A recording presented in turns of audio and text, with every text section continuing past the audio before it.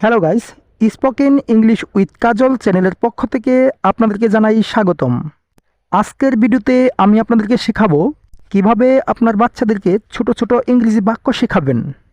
কারণ আপনার বাচ্চাদেরকে যদি ইংরেজিতে দক্ষভাবে গড়ে তুলতে চান তাহলে অবশ্যই প্রতিদিন কিছু না কিছু ইংরেজি শেখাতে হবে। তাই আমি আজকের ভিডিওতে কিছু ছোট ছোট ইংরেজি বাক্য তৈরি করে দিলাম, যেগুলো আপনার বাচ্চাদের জন্য খুবই উপকার এবং শিখতে বা মনে রাখতে খুবই সহজ। তাই ভিডিওটা আপনি প্রথমে দেখুন, আপনি শিখুন এবং আপনার সোনামণিদেরকে শেখান। চলুন তাহলে কথা না বাড়িয়ে শুরু করা যাক। হাত তুলো, হ্যান্ডস আপ। হ্যান্ডস আপ অর্থ হাত তুলো। দেরি করো না, ডোন্ট ডিলে। ডোন্ট ডিলে অর্থ দেরি করো না। বক বক করো না, ডোন্ট সিটার। ডোন্ট সিটার অর্থ ভকভক করো না। বাড়ি যাও, গো হোম। গো হোম অর্থ বাড়ি যাও। বসে পড়ো, সিট ডাউন। সিট ডাউন অর্থ বসে পড়ো। তার আগে, বিফোর দ্যাট। বিফোর দ্যাট অর্থ তার আগে। তোমার পালা, ইউর টার্ন। ইউর টার্ন অর্থ তোমার পালা। তাকে নয়, নট হিম। নট হিম অর্থ তাকে নয়। এটা অকেজো, ইটস ইউজলেস। ইটস ইউজলেস অর্থ এটা অকেজো। খুব ভালো, ভ্যারি ওয়েল। ভ্যারি ওয়েল অর্থ খুব ভালো। দ্রুত দৌড়াও, রান ফাস্ট। রান ফাস্ট অর্থ দ্রুত দৌড়াও। তাড়াতাড়ি এসো, কাম ফাস্ট। কাম ফাস্ট অর্থ তাড়াতাড়ি এসো। আস্তে কথা বলো, টক স্লোলি। টক স্লোলি অর্থ আস্তে কথা বলো।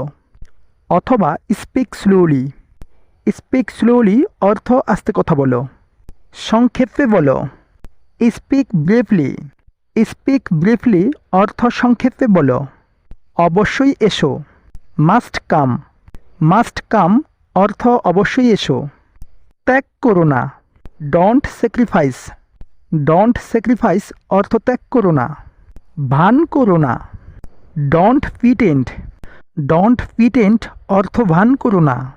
বেশি না, নট মাস। নট মাস অর্থ বেশি না। দুটোই নাও, টেক টু। টেক টু অর্থ দুটোই নাও। আমি অসুস্থ, I am sick. I am sick অর্থ আমি অসুস্থ। উঠে পড়ো, গেট আপ। গেট আপ অর্থ উঠে পড়ো। বাম দিকে ঘুরো, টার্ন লেফট। টার্ন লেফট অর্থ বাম দিকে ঘুরো। আমার কথা শোনো, listen to me. Listen to me অর্থ আমার কথা শোনো। এটা ব্যবহার করো, ইউজ ইট। ইউজ ইট অর্থ এটা ব্যবহার করো।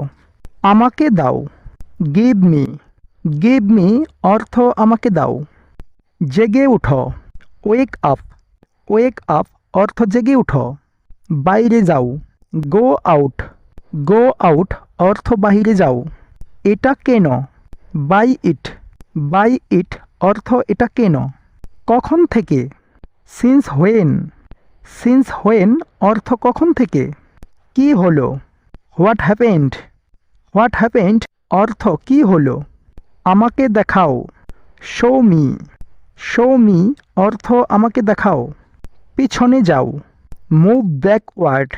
মুভ ব্যাকওয়ার্ড অর্থ পিছনে যাও। কখনোই না, নেভার ইভার। নেভার ইভার অর্থ কখনোই না।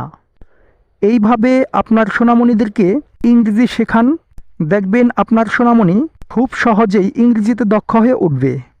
আশা করি আজকের ভিডিওটা আপনার এবং আপনার বাচ্চার জন্য খুবই হেল্পফুল ছিল।